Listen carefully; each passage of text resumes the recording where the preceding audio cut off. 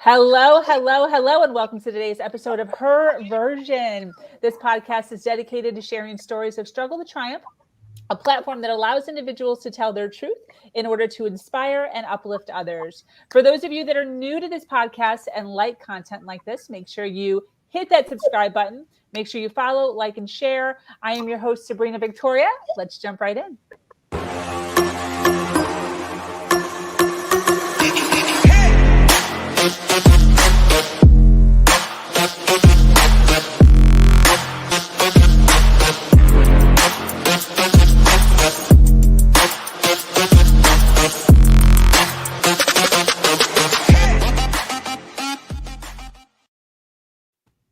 Hello, and thank you for joining us today for this episode of Her Version. The Her Version platform is built on storytelling and the understanding that many times our greatest learning experiences come from listening to other people's stories.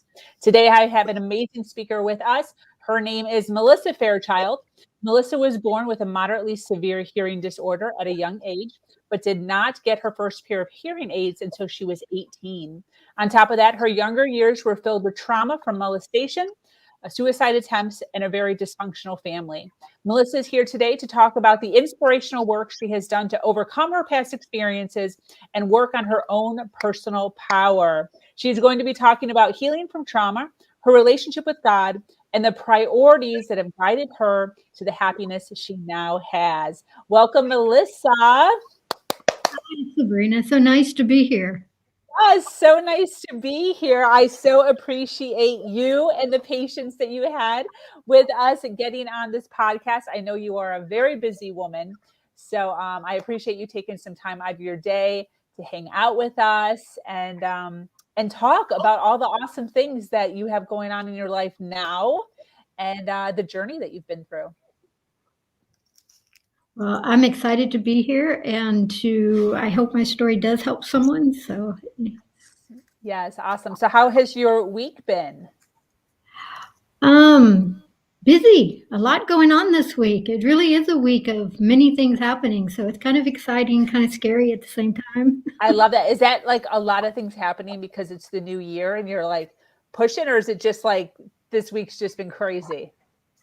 A lot of good things happening. I'm involved in a summit this Friday. I've got this podcast. I've had some networking events that have been real productive. So it's just jumping right in this year. I love that. Well, that is awesome. And it's a great way to start the year versus the opposite of just twiddling your thumbs. So, Amen. So I would take that over the twiddling of the thumbs. Well, listen, we have a lot to cover, in the little bit of time that we have here to speak. I would love to just kind of jump right in and kind of give the floor to you and kind of hear a little bit about your childhood, your teenage years, and kind of what, was the start. What was the process that kind of started you and molded you through the journey that you've been on? Do you mind opening up about that? I don't mind at all. But let me clarify. You want me to start kind of where it started changing? That's kind of interesting. Maybe where things started changing was when I was 13. By 13, I had already been. My mother had been divorced 4 times, and I had been sexually assaulted as a 5-year-old and nearly sexually assaulted again as a 12-year-old by my grandfather. Lots of molestation in between there.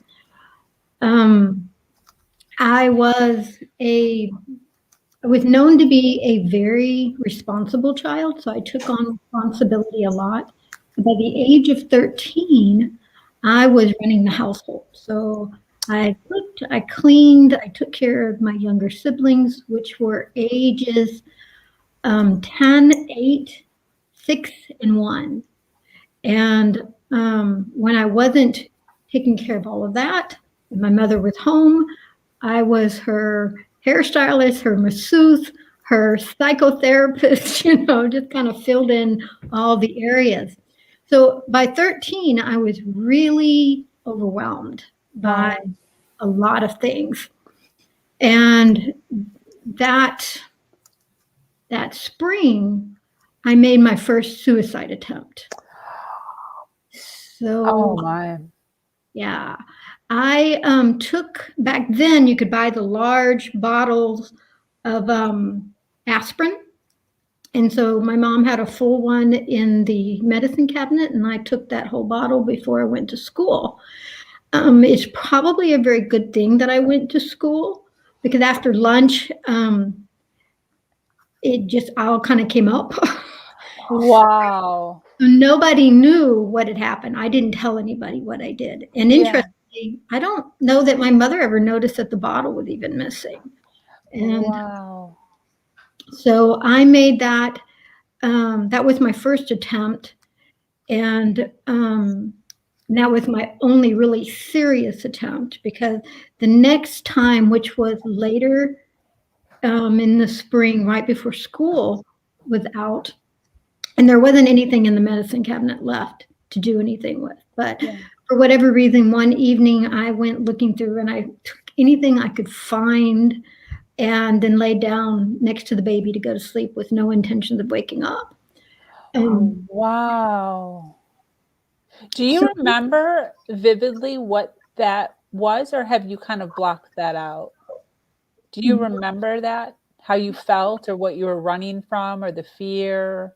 Well, that's the interesting thing, because the next piece of this is that my mom comes in there and she wakes me up, and I'm mad. I'm really angry, because in my 13-year-old mind, I thought my mother didn't have any clue as to why it is I had just attempted suicide. But there was no reason for her to even know or recognize that. But as a 13-year-old, I didn't see that.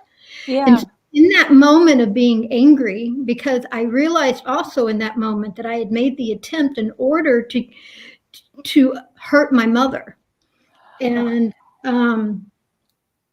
it didn't hurt her. So in that moment, I made there was no reason to ever have to be suicide again. And I never have attempted since, never thought about it. I've had feelings occasionally, like it'd be really nice not to wake up. I kind of had enough of this, but I've never made an attempt since then. Wow. So do you think she didn't care because she didn't know? Like, she didn't realize that's what you were doing? Like, did she just think you were taking a nap? As an adult, my mother had no idea what had just happened. I understand that now. I just didn't understand that then, which was probably a blessing, because it eliminated me ever attempting suicide again. There was no reason to do it in my mind. Yes. Because I was, I'm playing the role my mother should be playing. Yeah. And it's not happening, and I'm not being allowed to have friends, and I'm not being allowed to do any of the things that kids do. I'm in honors classes. I'm overwhelmed. I'm tired. And I was always kind of experienced as an extension of my mother, if that makes any sense, but not really an individual myself. So I was always there to back her up from the start. So it wasn't a great situation, and I'm glad it wasn't successful. But at the time, it felt like the way out. Definitely.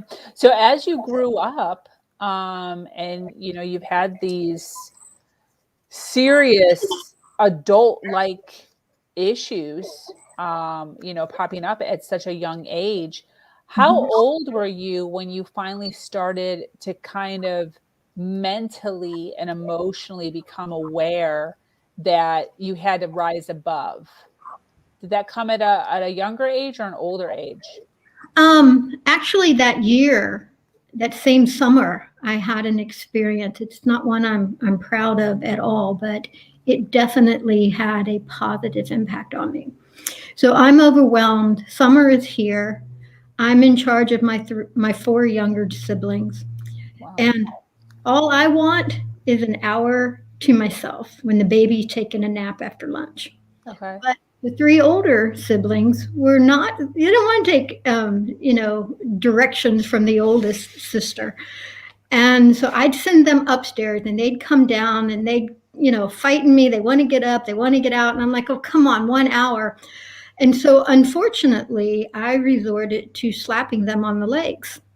Okay. Well, that doesn't take long before that escalates. And the slap started leaving bruises. And that was my saving grace, actually, because when my aunt saw the bruises, she asked my sister, what happened? And my sister told her, and my aunt confronted me about that. Okay. And that was huge for me because I knew it was wrong and I needed to stop. And it forced me to have to take responsibility and to take responsibility and to find a different way. Yeah. The crazy situation is that having 5 kids in a house or in an apartment all day long is not natural. It's not normal. And so the whole situation was unnatural to start with.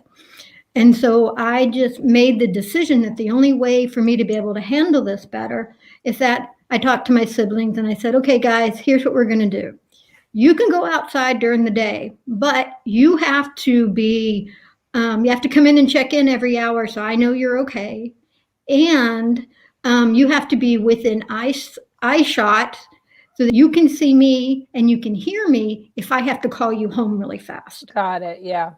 And that got me through until I left at 17. So that really made a huge difference. Yes, that meant lying to my mom. Not a great exchange, but it was such an unnatural situation and I didn't have a lot of choices. So I had to do what I had to do. 100%. And I did, when my aunt confronted me, I had made a commitment to myself right then and there that I'd never hit a child again. And honestly, I've only had 2 occasions where I popped a child once and it hurt me way more than it hurt them because every other avenue had been exhausted and never had to, pop them again after that. They just needed something to jar them a little bit. Definitely, definitely. So what were, in your opinion, what were the 2 biggest kind of changes that you made early on? Maybe not without even knowing that you were like working on personal development, but besides, obviously the one where your aunt confronting you, what are 2 things that maybe you kind of did on your own that you kind of recall? Well, it was interesting. When I was 15, I don't remember the situation, but it was one of those times when my mother was in a rage and I was the focus of it. And for something snapped and I was usually the one that was always trying to calm everything down, quiet down, figure out how to get around it, keep everything, peaceful. Yeah. And in that moment, I became like my sister and I'm like, I'm not taking this shit. It just something. And I don't really know what was going to happen, but all I know is all of a sudden my mother saw a shift in me and she's walking backwards and I'm walking towards her. And like I said, I don't know what's going to happen, but I have this voice in my head that says, okay, Melissa, you can beat the hell out of your mom, but is that really what you want? Yeah. It stopped. I mean, just right there, I stopped in my track. Wow. Nothing bad happened. Yeah. My mom eventually, immediately responded back to take control of stuff, but she had no idea that she'd lost control of me long before. Yeah. And this time when she did that, she liked to push you until I would start crying. And I was like, you don't get another tear out of me. We're done. We're not having any more tears. You don't get that anymore. Yeah. So that was kind of the first time I stood up for myself, I guess you'd say. Yes. And yeah, it was interesting, but it definitely shifted some things.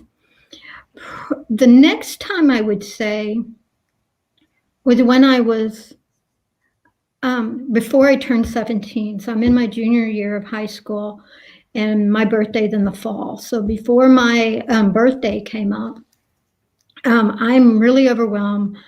My grades are declining. I'm getting 4 hours of sleep a night. Wow. Yeah, crazy.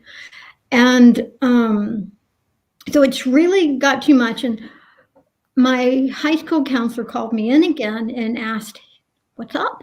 Because I was a straight A student, and in the 9th grade. And now I'm a junior and my grades are steadily declining, and there's no overt reason as to why that should be happened. Even though, this whole time I have no hearing aids and I'm learning to cope the best I can to do the schoolwork and that. But when you're doing everything that I'm doing and then you're getting 4 hours of sleep, maybe, you're just exhausted, physically, emotionally, spiritually exhausted. And so I took a chance, which was huge because I had taken a chance with Child Protective Services previously, and they totally failed us. They didn't do anything for us. They saw this immaculate home, and I'm like, well, I did it, Yes. So I took the chance one more time with my high school counselor, and that was my saving grace. When I told her, she took me seriously, which was so completely different from anything I'd experienced. Yeah. She went straight to bat for me. Wow. So she found out I could leave home at 17 so long as I had another adult to take responsibility for me. And as long as I had that, my mother couldn't make me come home, which would, if I had left and had to come back home, it would have made everything so much more worse.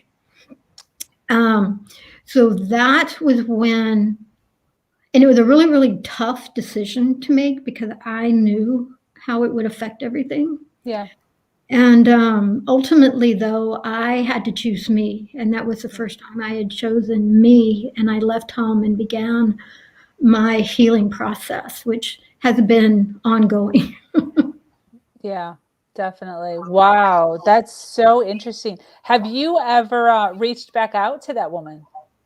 Like as the years went on? Just thinking the other day, I'm like, I've reached out to so many people and I never reached out to her. I mean, it was just, I'm really disappointed because, especially since she doesn't even know, I don't think she knows that I graduated high school because I completed my junior year and then I transferred to live with another person and completed high school that way. So she has no idea, and I'm really disappointed in myself for that. Because it really did. It made a huge difference. I mean, even after I had left home, there was one day that my mother came up to the school, which just, you have to understand that I never felt safe or loved growing up. I never felt safe and I never felt loved. And so when my mother showed up at the school one day, I was terrified. And she immediately pulled me into a room and shut the door. My counselor was outside of the door. She couldn't get in. She was terrified. Oh my gosh. I mean, she genuinely cared. And she genuinely probably saved my life because I don't, that first weekend, my birthday that year was 2 days before Thanksgiving. And so I left the day after I turned 17. And so I had this long weekend to actually sleep. And when I came back to school on Monday, a friend of mine said, "What happened to you? You look so different." I'm like, "Well, that's what sleep does for you." Are you serious? It was that Wow. dramatic because I was exhausted. I mean, Yeah. I had no idea just how exhausted I was at that time. Wow. Look at that. Incredible. And an incredible attest to like how important like the stress level to be able to sleep is, Mm-hmm. you know? Mm-hmm. Wow. Unbelievable. I know that, and you and I talked about this briefly, and I know that no two people heal through the same exact path. However, I would love for you to talk about some of the modalities that you've used to kind of heal your body, your spirit, your mind. What are some like personal things that you've done yourself? Well, first you got to understand that when you're healing from trauma, it's multi-layer. You've got so many different avenues of pain and trauma, the way it's stored in the body, the memory, the actual experiences. It's a spiritual wound. The energetics of such a wound also gets stored in the body. So there's so many layers, and with that, I took a multi-modality approach. The first thing I did get into was some individual therapy. Eventually, I did some group therapy. I've done all kinds of energy work. And hold on, I wrote it down so I'd remember. So there was, I've done coaching to address specific issues. I've done nutrition and supplements. So many people have no idea how eating junk and all of that actually gets in the way of your healing your trauma, because it actually reinforces a lot of the ups and downs and the moods and stuff that you don't want to have. So I was fortunately always very petite and very concerned about being petite. Yes. So I didn't eat a lot of junk, and I studied really hard all the different kinds of natural modalities. In fact, I eventually got a doctorate in natural health. So really Wow. about that. I've done spiritual work, and just to clarify that, spiritual work doesn't necessarily mean a particular religion. It can involve religion. For me, it involved all kinds of different approaches. Sometimes there was a church, sometimes it wasn't a church, sometimes it was, again, the spiritual, energetic, it could be Buddhist, it could be, I took from anything that would help make me stronger and move in the right direction. Makes sense. There's the issue of forgiveness, and the biggest person to forgive is yourself. Oh, yes. Yes. So there's been that. And it's really interesting because forgiveness is one of those weird things. A lot of people want to jump right into forgiveness, and they haven't done the work, but they're trying to do the right thing. So I forgive them, but they actually don't forgive them, and they can't really move forward. And I never focused on forgiveness, but I got to the point of where I could say, okay, that person was really sick. It's not okay what they did. Yeah. But I get what's going on. And so I had a chaplain friend of mine, and said, well, isn't that what forgiveness is? I'm like, oh, okay, I guess I achieved it. Absolutely. So I don't want people, because the other issue is that there are those who jump into it, and there are others who go, there's no way I'm forgiving that bastard for what they did. Yeah. And I'm here to say, I'm not here to tell you to. If you get to that place, more power to you, and if you don't, that's okay too. The biggest thing is remembering forgiveness is not really about them. It's always about you. It's about you being free from the experience, from the person, from the situation. Absolutely. So there's that aspect of healing. I would say the hardest one, and the one I'm focused on right now, is the whole self-love piece of it.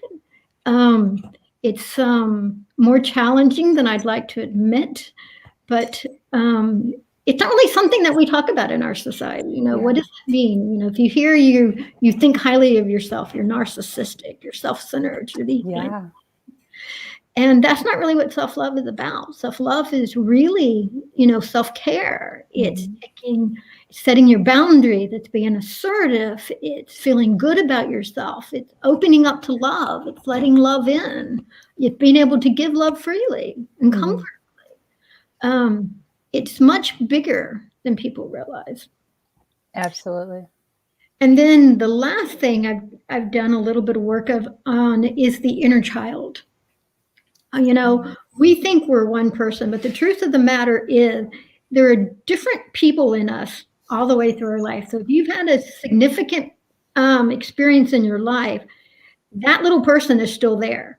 So like it was really interesting when I discovered I'd actually been more than molested. I was in graduate school. And, all the way through elementary school, you hear about molestation. You never hear about rape. And rape is not necessarily this big, mean fight thing.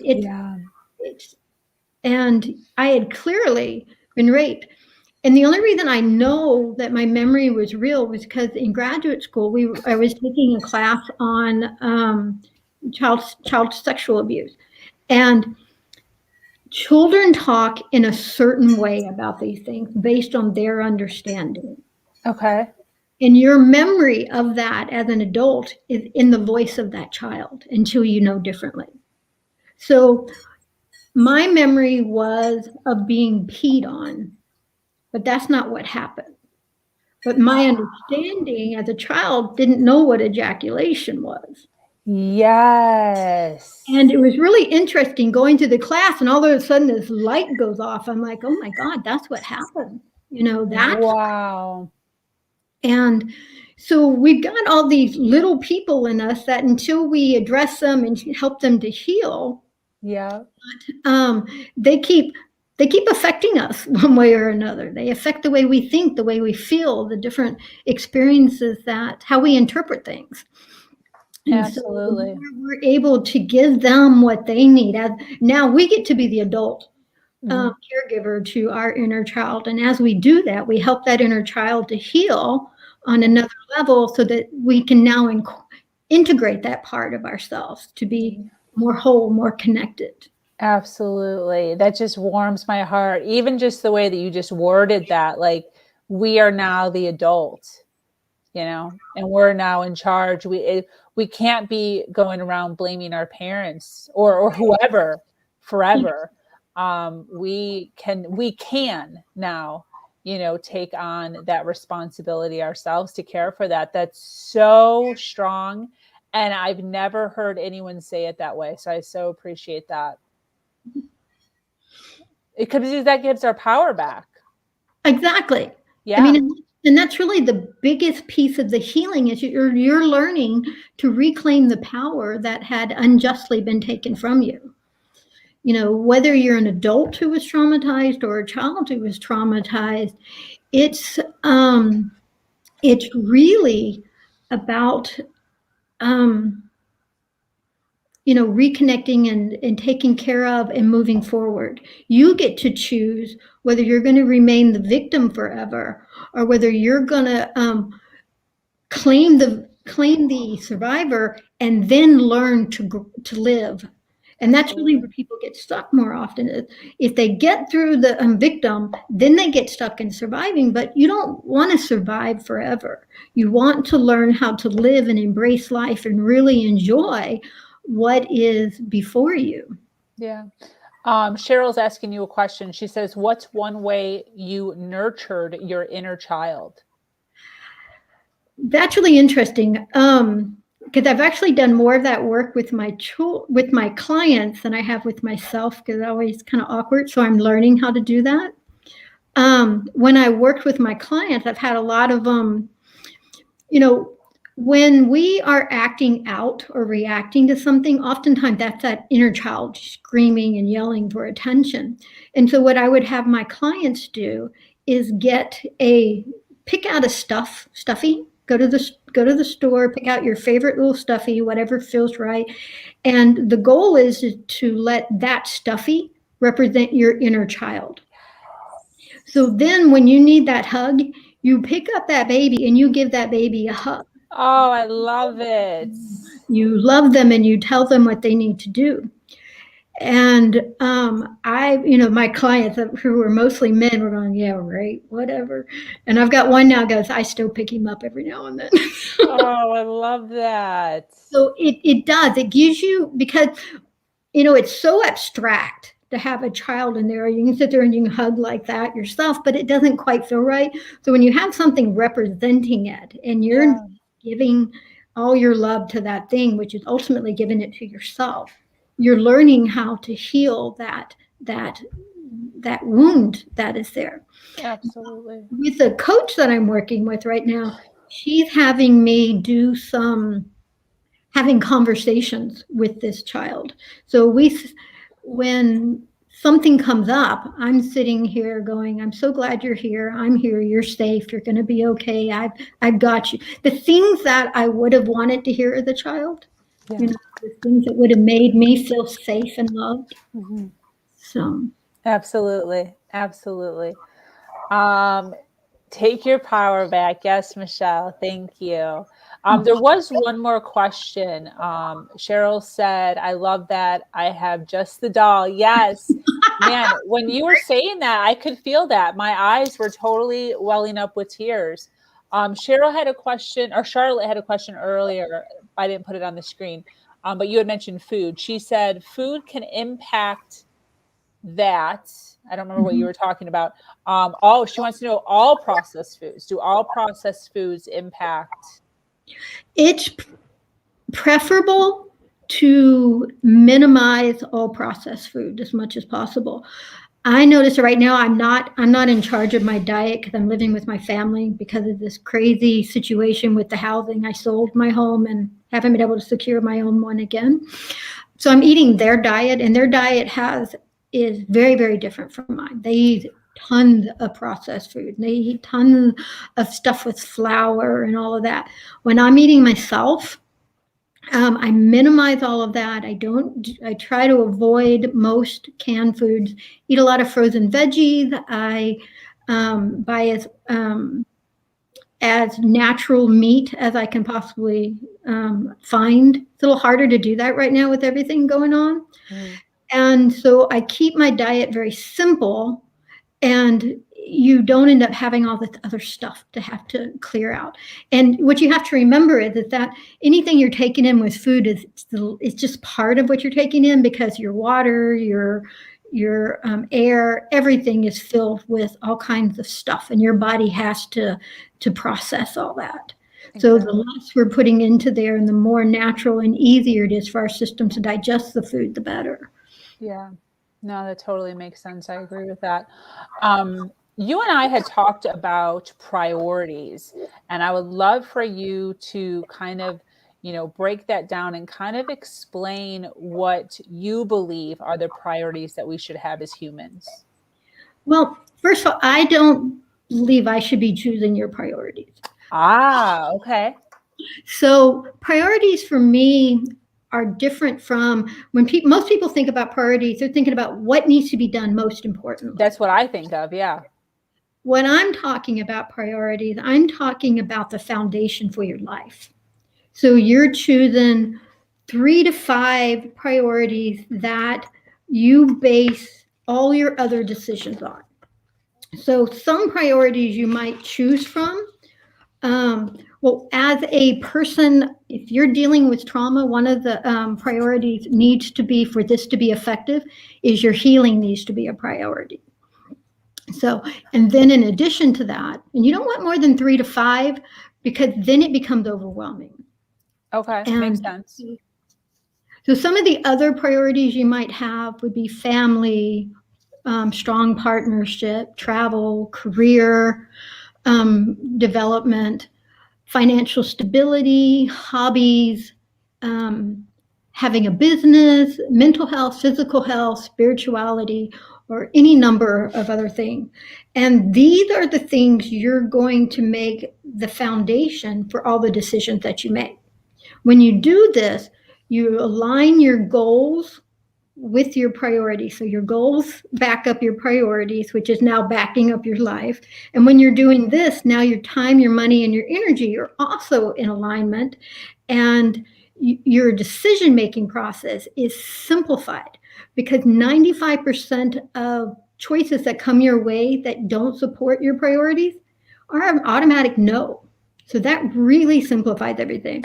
So you start going back to, what am I trying to achieve? How am I going to do this? And this is very different from taking the approach like a diet.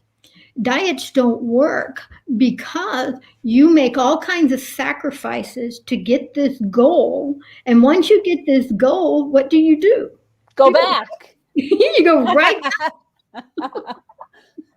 But when your life is aligned with your priorities now, your goals are set up to help you move forward powerfully.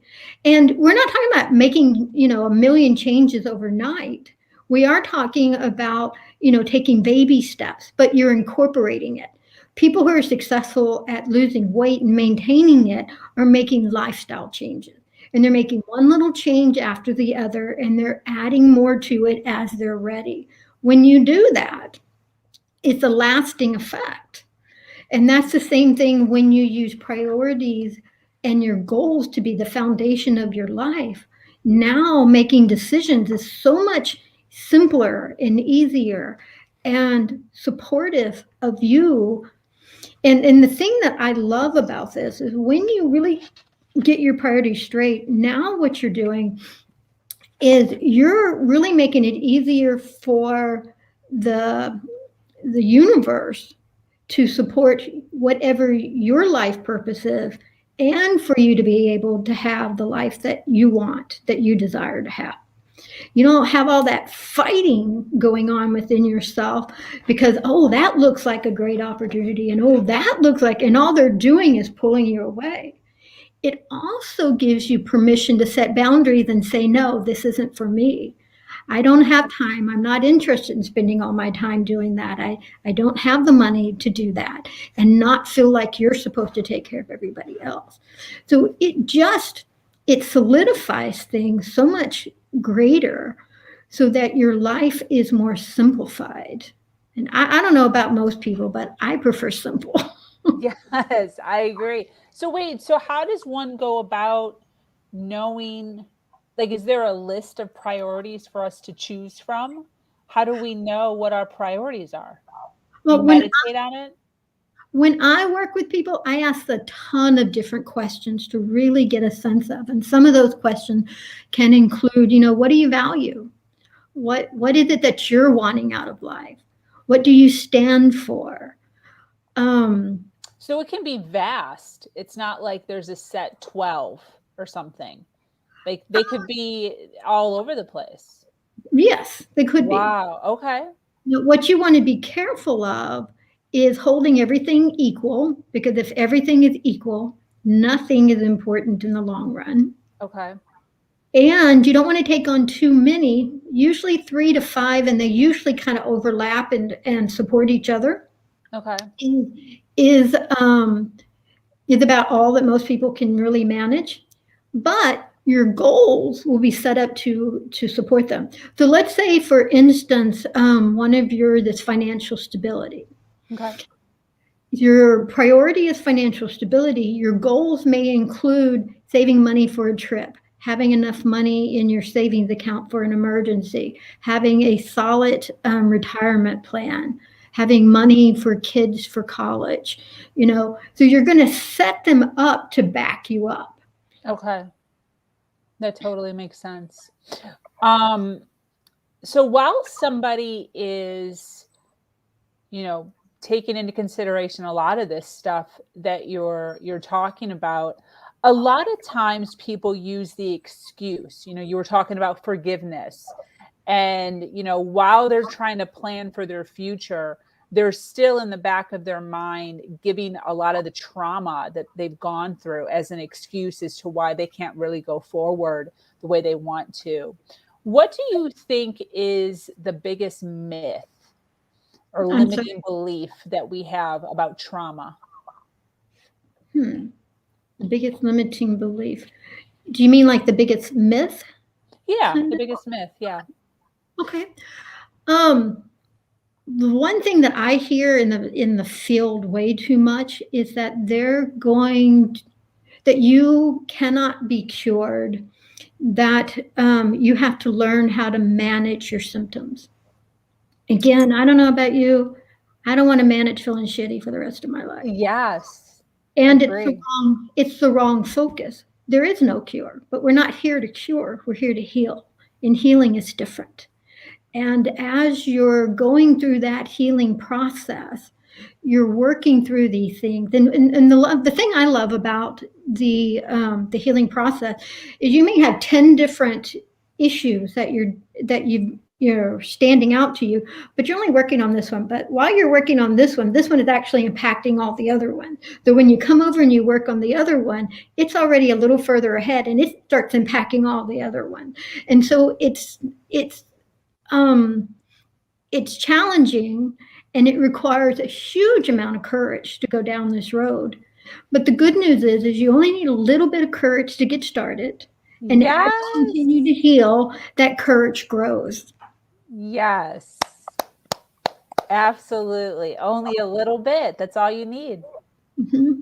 Just need enough to say, I'm going to do something different. Yes. So you do want support. You don't want to do this alone. Yeah. You absolutely. And I discourage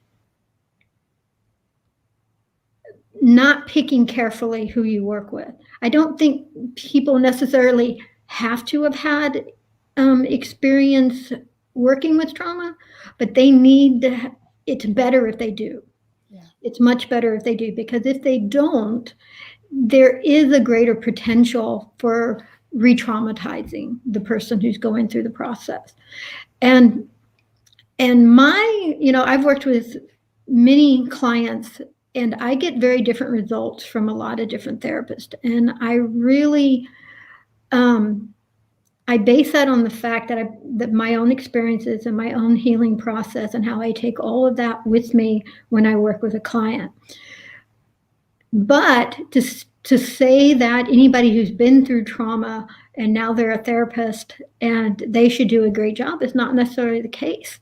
If they haven't done their own work, Yeah. then they don't see things the same way and they can miss things.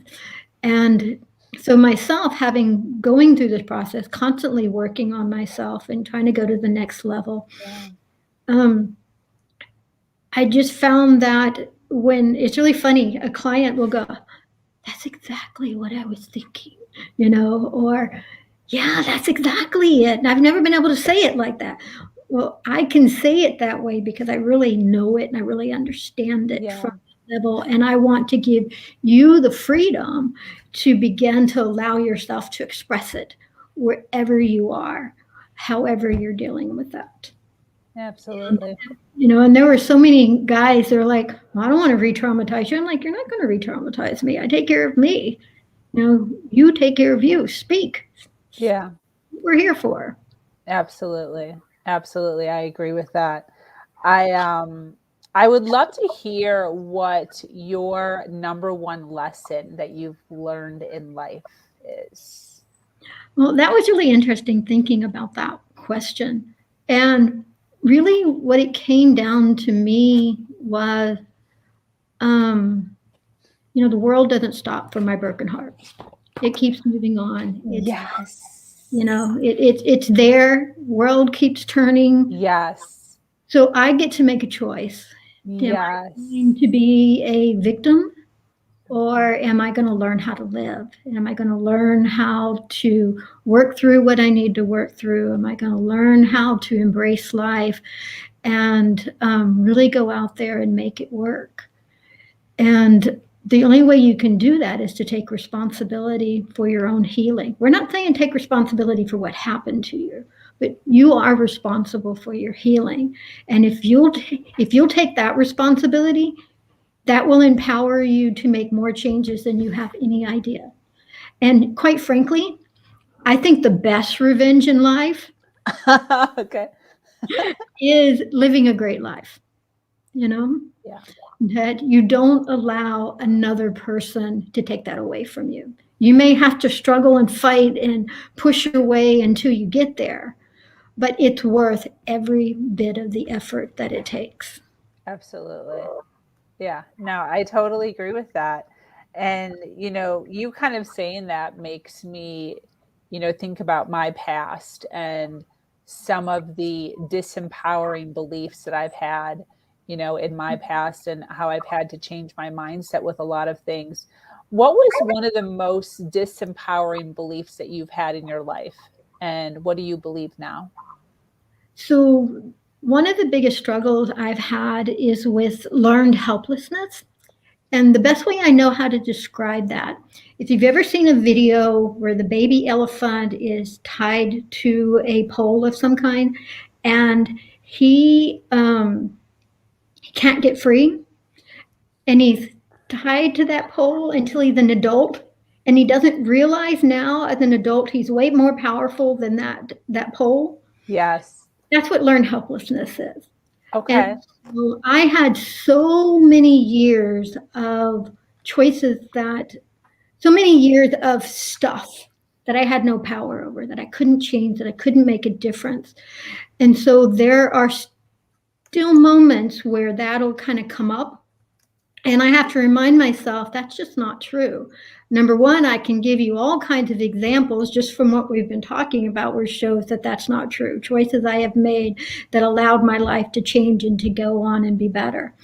And now what I do when that comes up is I remind myself it's okay. It's okay that I feel this way at the moment. Yep. It's okay that I don't know the answer, because that's what triggers it a lot. Oh my God, I don't know what to do. Yes. And so, that Yes. being out of control and what's going to happen.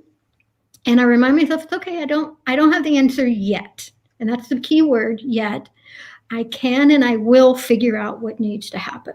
I mean, today was a great example how we worked together trying to figure out what Yes. was the video. And I absolutely had no anxiety about it. It was really surprising. But those moments where things are important and something's interfering with that. And so now today I know it's not true, and I just have to recognize when it pokes its head out. Definitely. Definitely. I agree with that. So already, there's so much information that I appreciate you sharing with us. I appreciate you sharing your journey and some of the past stuff that you've gone through. People who are listening now live, people who are going to be listening on the replay, we would love to know what you do. What's your business? How do you help humankind? Thank you. So a year ago, I retired from the VA, where I had been a therapist working with veterans who were struggling with addiction and trauma. And when I left, I had to figure out what I was going to do next.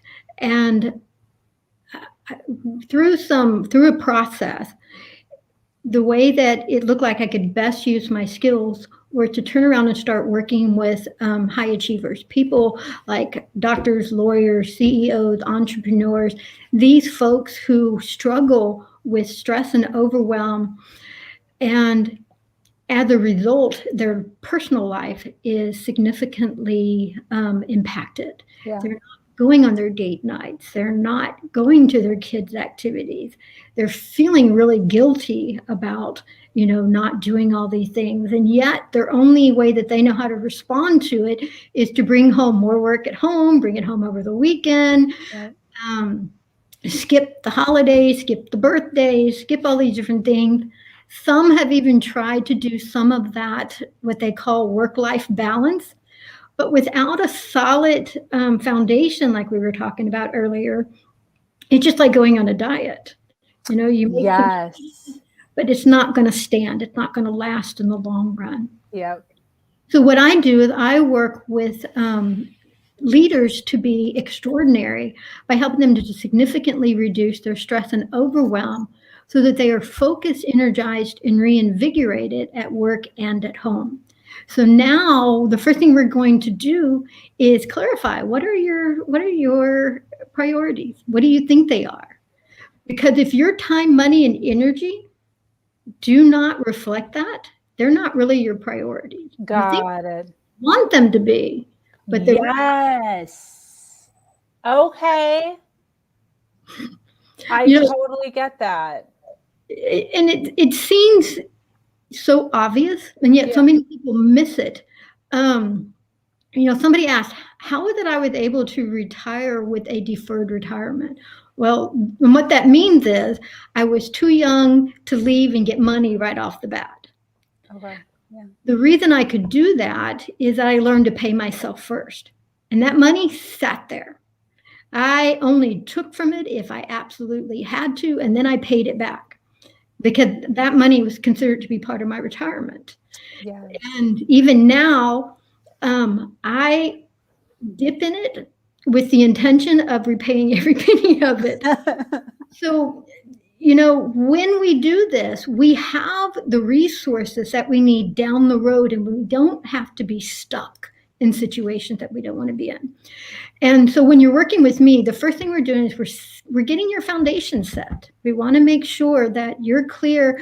And when you start making decisions, your decisions are streamlined, because if they don't support your priorities, most of them need to be a no, and you keep going. Yeah. That means that there's less conflict between choices. And more likely those conflicts are going to come up when you have priorities that are in conflict with each other because of this particular decision. Yeah. That's much easier to deal with than all this other stuff that fills our head and goes, oh, but what if, and how about this, and everybody else? And it's like, but it's not yours. Yeah. So you're clearer about what are your opportunities. And that reminds me of when I was when I started with the VA. I started as an intern, and then I took a fellowship. Well, back then, to get into the government, there was a big, long, nasty process to do this. But if you were an intern, a year from your graduation, you could get into the job missing all of that. Well, I went into the fellowship, and that fellowship counted as part of that year time that I had to do. And that fellowship started 2 months after I graduated. So wow. I'm getting toward the end, and I'm having to make a decision really fast about, trying to get a job. And I've got applications all over the US. So finally, I get offered this job at Poplar Bluff. VA, and it's a job with the nursing home, and it was okay. It was all right. I wouldn't have minded doing it, but I had learned that because my fellowship qualified at a certain level, that a year later, when I completed my fellowship, I actually qualified for an increase. So that was a big deal, going from a 9 to an 11, if you know anything about the government system, was a significant change. And so I'm talking to them, and they're not really willing to do that. They said, when I get there, we'll pursue it. I'm like, well, great. So a year later from now, I'll get it. not really even a job I'm excited about. Yeah. So I listened to my gut, and it just said no, even though I had nothing else lined up, nothing at all lined up. Wow. Within a week or two, on a Sunday, I got a call, said, we want to interview you tomorrow. Wow. This was with the South Dakota VA in Fort Meade. And it was for a mental health role as a therapist that worked inpatient and outpatient, everything right in line with what I wanted. And they wanted to hire me at the 11th. And I knew after I made that appointment for that interview, I knew in that moment that job was mine.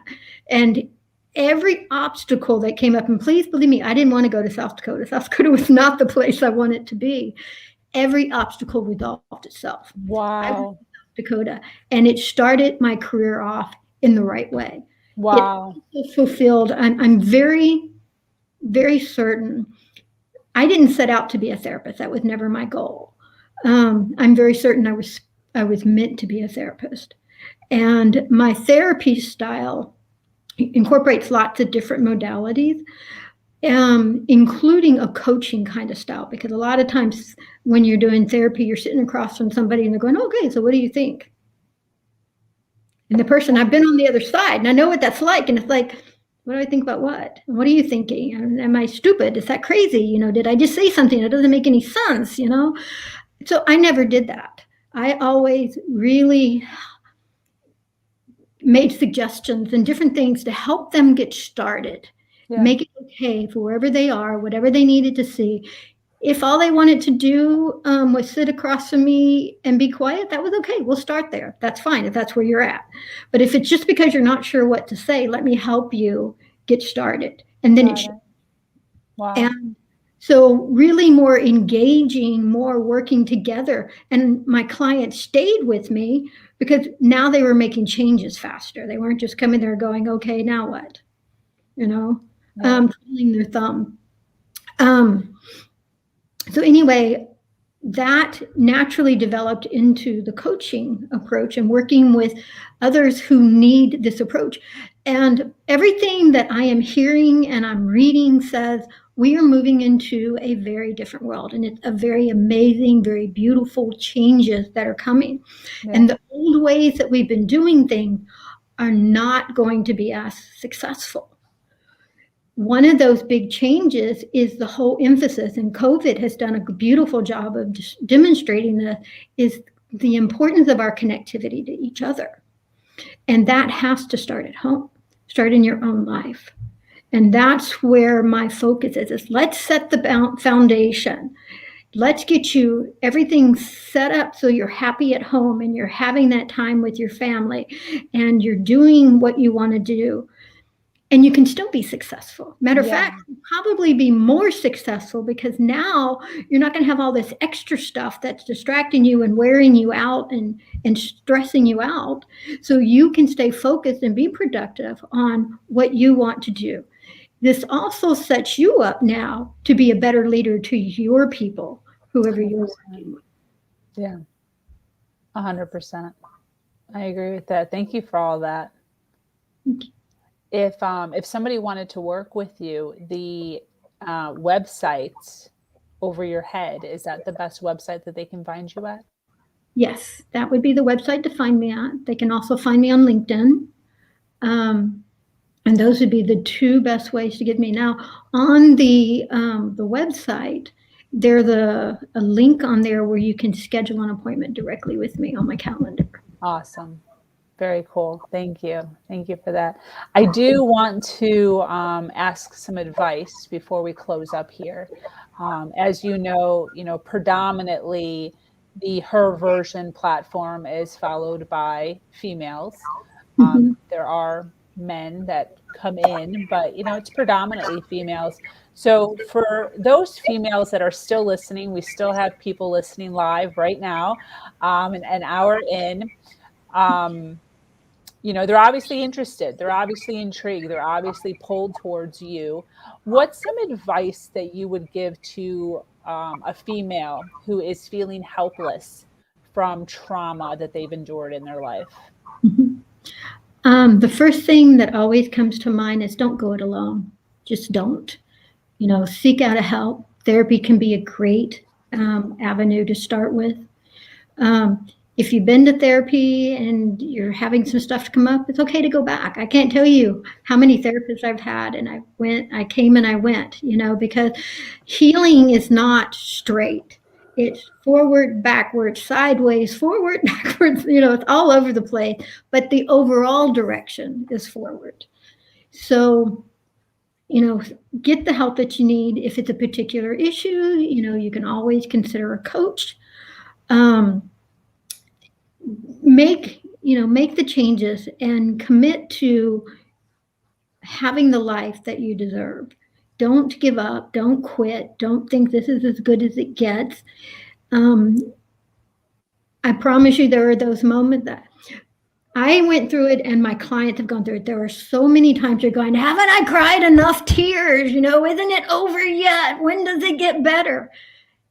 Cry the tears, keep going forward. Yeah. Keep moving. The more you heal, the better it gets, the less you're reactive, the more opportunities open up, the more you're able to recognize all of that. And as your healing spreads out to those around you because you're acting differently with them. Yeah. And you're attracting the people you're attracted and interacting with change, because when you're a victim, you attract victims.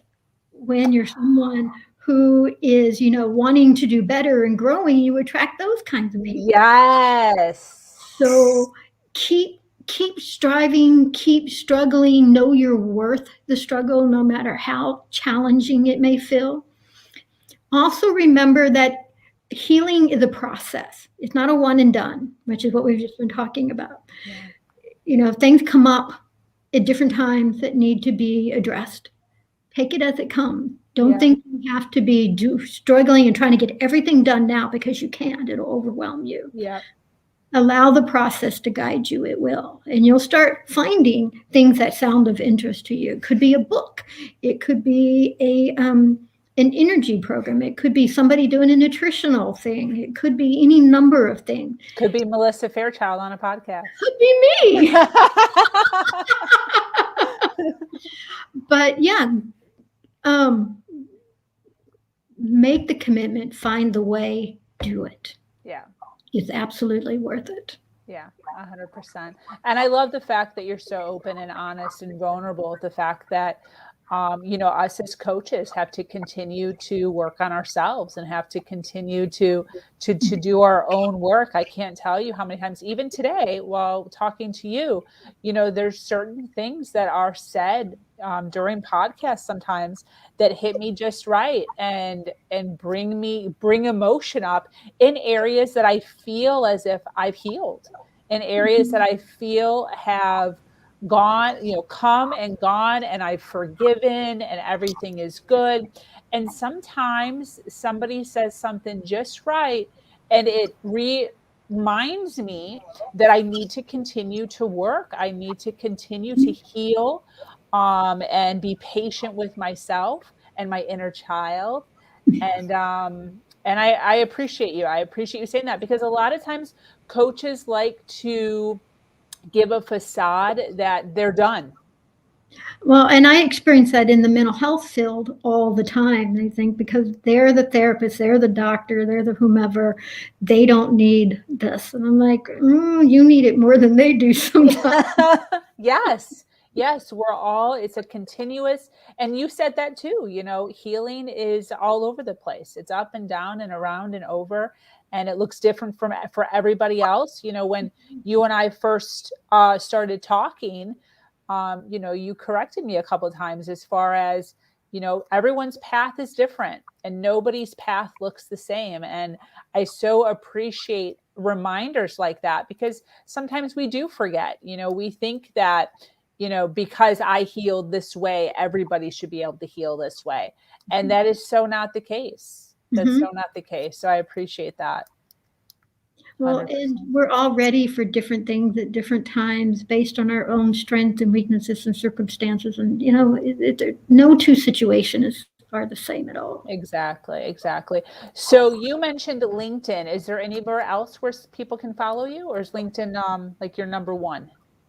LinkedIn is a great avenue. Also on my website, I do a monthly newsletter. Ooh, okay.